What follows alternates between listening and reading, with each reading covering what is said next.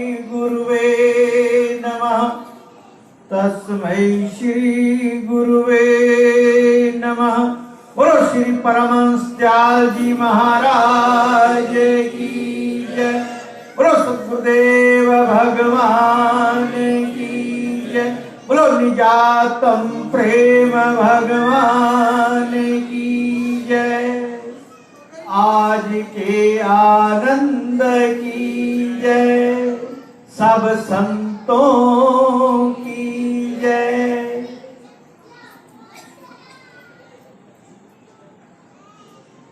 गुरु दरबार का सर्वदेश संत समाज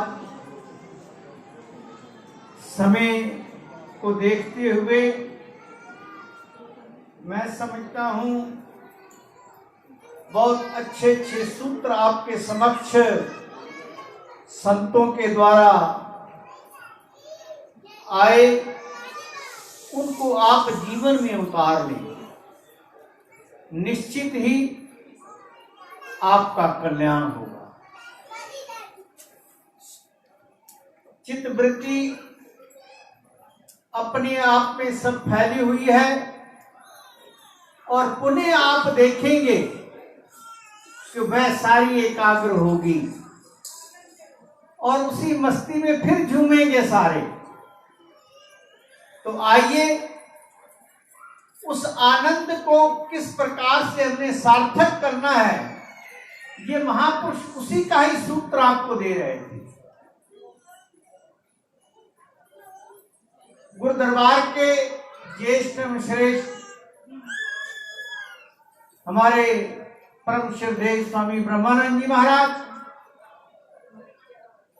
निरंतर गुरु दरबार की सेवा में जो भी सेवाएं अपने अपने स्तर पर मिलती हैं, उसमें मेरे परम सहयोगी स्वामी ध्यान प्रेमानंद जी और इसी प्रकार से ही उन्हीं सेवाओं में अपनी लगन के साथ गुरु दरबार की सेवा कर रहे हमारे साथी स्वामी अलखानंद जी महाराज और सद्गुरुदेव भगवान की निरंतर सेवा में तल्लीन, जो सब और देखते हुए अपने शरीर की परवाह ना करते हुए निरंतर उस सेवा में तल्लीन रहते हैं। पुजारी जी, निश्चित ही अभी आप जो श्रवण भी कर रहे थे, विज्ञान प्रेमानंद जी हो, सुख प्रेमानंद जी हो, और आपने देखा होगा हमारे साथ वहां पर निरंतर भंडारों में जहां कहीं भी आप देखते हो, आज स्वच्छता की बहुत आवश्यकता है और इस पर जोर भी दिया गया और आप देख भी रहे हैं वहां पर भी उसमें स्वयं अपने साथियों को, सेवकों को लगा करके दिन रात उस सेवा में तत्पर रहने वाले स्वामी हरियन बोलानंद जी और मंच का सुव्यवस्थित और कुशल नेतृत्व कर रहे स्वामी ज्ञान प्रेमानंद जी, हमारी आदरणीय संत बहने और माता जी का अभी आपने श्रवण किया। निश्चित ही सभी गुरु दरबार के संतों सभी सेवा में निरंतर भंडारे में लगे रहते हैं और शरीर है, शरीर में व्यस्तताएं भी हैं, सब कुछ है। पहले तो स्वामी जी ये प्रोग्राम गोयल जी उसी समय रखते थे, फिर हमने सोचा नकली साहब का कार्य बीच में छोड़ करके आना और जाना वो बहुत मुश्किल होता था कि एक आधे घंटे के लिए जाना और 3-4 घंटे लगाना। तब इस छठी के महोत्सव को भंडारे के बाद रखा गया कि सभी संत भी उसमें आनंद ले सके, पहुंच सके, उनके उपदेश भी आप श्रवण कर सके और बड़ा आनंद की अनुभूति सभी कर सकें। इसी के बीच में निरंतर आप जो आनंद की अनुभूति कर रहे हैं, जब हम उस दिव्य महापुरुष की प्रकाष्ठा पर पहुंचते हैं तो अगर हम परिचय देने लगते हैं तो वहां पर यह भी सत्य है कि वह उस पाठक कुल से उनका संबंध रहा शरीर का, और उस आनंद की अगर अनुभूति हम उन भजनों के माध्यम से कर रहे हैं तो निश्चित ही पाठक जी भी उस भाव में डूबते हैं, तभी जाकर के उसका आनंद हमारे तक भी पहुंचता है। इसमें कोई अतिशयोक्ति नहीं। बाकी तो फूल खिले हैं गुलशन गुलशन, दामन अपना अपना। हर एक जीव अपने तरीके से अपनी पहुंच तक उस आनंद की अनुभूति कर रहा है। हम देख रहे थे यहां पर सब नृत्य में निमग्न थे। निश्चित ही या तो दीवाना हंसे, या तो दीवाना हंसे, या तुम जिसे तौफीक दो, वरना इस दुनिया में रहकर मुस्कुरा सकता है कौन। इस संसार में रह करके थिरक जाए कोई, जितना मर्जी किसी को कह दो, नहीं हो सकता जब तक उसके अंदर उस परमात्मा का वो प्रेम लबालब ना भर जाए। और जब प्रेम की प्रकाष्ठा होती है, वो परम प्रेमस्पद की स्थिति में वो प्रेम पहुंचता है गुरु चरणों का, वो परमात्मा का, तब जाकर के भक्ति का प्रादुर्भाव होता है। और अपना दरबार वो भक्ति का ही संदेश देता है। जहां पर अपने आप को मिटाना है, एक ज्ञान की अवस्था है। ज्ञानी में और भक्त में यही फर्क है। ज्ञानी अपने आप को बचाता है और भक्त अपने आप को मिटाता है। मिटाने के लिए ही ये सेवा और सिमरन का जो सूत्र चलाया हमारे सतगुरुदेव भगवान ने, निश्चित ही इसके ऊपर अगर हम चलते हैं तो हम अपने अस्तित्व को मिटा करके, पुजारी जी बता रहे थे ना, मिटा दे अपनी हस्ती को अगर कुछ मर्तबा चाहे कि दाना खाक में मिलकर गुले गुलजार होता है। वही अहम को, मैं को मिटाने के लिए ही ये सेवा और सिमरन, ये जो पर हैं, ये जो पलड़े हैं, इनको बराबर करना है, अहंकार ना आए, इन दोनों को करना है।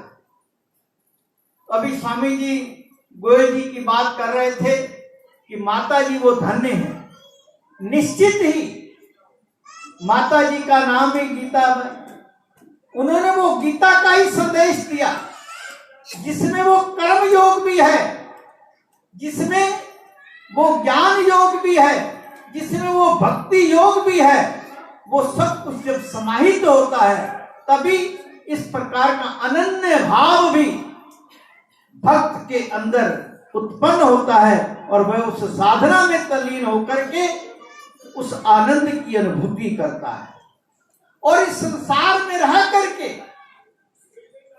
दुनिया में हूं, दुनिया का तलबगार नहीं हूं, बाजार से गुजरा हूं, खरीदार नहीं हूं। निश्चित ही वह जीव जो उस परम सत्ता में, जो अपने सद्गुरुदेव भगवान के उस प्रेम में तल्लीन होकर के अपने संसार व्यवहार के कार्यों को करता हो, निश्चित ही वह परमात्मा भी उसके कार्य को पता नहीं कहां से कहां चौमुखी दशों दिशाओं तक उसकी कीर्ति करते हुए उसको संपन्नता की ओर लेकर के जाते हैं। और जो प्रेमी जन जानते हैं वह भली भांति इस भक्त के जीवन में उन्होंने इस सांसारिक व्यवस्था को भी प्रत्यक्ष उन्नति की ओर अग्रसर होते हुए देखा है, ऐसे नहीं कहा गया। और निश्चित ही जो माता जी का आशीर्वाद रहा और जो इनकी भावना रही, मैं समझता हूं पूज्य गुरुदेव प्रेम प्रभु ने जो हमारे को सूत्र दिया उसका इन्होंने अनुसरण किया। उन्होंने पहले ही आदेश दिया कि अगर जीवन में संपन्नता और चाहते हो तो अपने जीवन में ये सूत्र अपना लो कि माता पिता और गुरु की सेवा, यही दिशा निर्देश दिया। माता पिता और गुरु की सेवा, 4 पदार्थ पावहि मेवा। व्याख्या करने की आवश्यकता नहीं है, वो चारों पदार्थ धर्म अर्थ काम मोक्ष, वो सब कुछ को प्राप्त हो जाएंगे कि जो अपने माता पिता की सेवा करता हो, निश्चित ही वहां से उसको संस्कार मिलेंगे कि वह गुरुजनों की शरण में भी पहुंचेगा और उस तत्व को भी वो प्राप्त करेगा। और निश्चित ही मानस में जो उक्ति आती है उसको वो चरितार्थ करता है कि कर से कर्म करो विधिनाना और चित्त राखो जहां कृपा निधाना। उसकी चित्रवृत्ति वही परमात्मा की ओर रहती है, अनेक प्रकार के व्यवहार भी करता है, हर एक से बातचीत भी करता है, परंतु उसका भाव जो है वह उस परम सत्ता के साथ निरंतर जुड़ा रहता है, वह कभी डामाडोल नहीं होता। और ये स्थिति, ये मनोभाव आप प्रत्यक्ष में गोयल जी के जीवन में देख रहे हो। आज के समय में हम तो कहानियां सुनाते हैं, बहुत कहानियां सुनते हैं, कथाएं सुनते हैं, उनमें अगर निमग्न होकर के उनको श्रवण करें तो निश्चित ही आप अध्ययन करेंगे कि मैं कौन से पात्र में हूं, अच्छा पात्र मेरे जीवन में है या मैं दूसरी पंक्ति में खड़ा हूं। अगर आप चिंतन करने लगेंगे तो निश्चित ही आप भी अच्छाइयों की ओर चले आएंगे। मैंने समय नहीं देखा और समय तो काफी हो चुका है, मेरे को ज्यादा कुछ कहने की आवश्यकता नहीं, पहले बहुत कुछ कह भी चुका हूं और महापुरुषों ने भी बहुत कुछ आपको संदेश दिया है। मैं सभी महापुरुषों का आभार व्यक्त करूं या सबको बधाई दूं। और इस अवसर पर हम लोगों को एकत्र होने का और इस भाव में वो संस्मरणों में कुछ जाने का अवसर मिलता है कि जो आध्यात्मिक सम्राट हैं, जो रूहानी शहंशाह है, ऐसे सतगुरुदेव भगवान, दादा गुरुदेव भगवान के पावन उपदेशों पर उस मत में आने का हमारे को सौभाग्य मिला। इसलिए हम भी अपने आप को सौभाग्यशाली समझते हैं और आप सभी लोग भी भाग्यशाली हैं। इस पावन अवसर पर पुनः आप उस मस्ती के आनंद में डूबे और जो दूर दराज से अन्य क्षेत्रों से संगत आई हुई थी वह तो लंगर का प्रसाद लेकर के गई है और पाठक जी अब सबको पुनः एक जागृति वो कराएंगे और साथ में और भी जो सूचनाएं हैं वह स्वामी ज्ञान प्रबंध जी आपको देंगे। इस पावन अवसर पर सभी आए हुए जिज्ञासु, सभी संत महापुरुषों को लाख लाख बधाई, लाख लाख बधाई। बोलो जयकारा, बोल मेरे शिव महाराज की।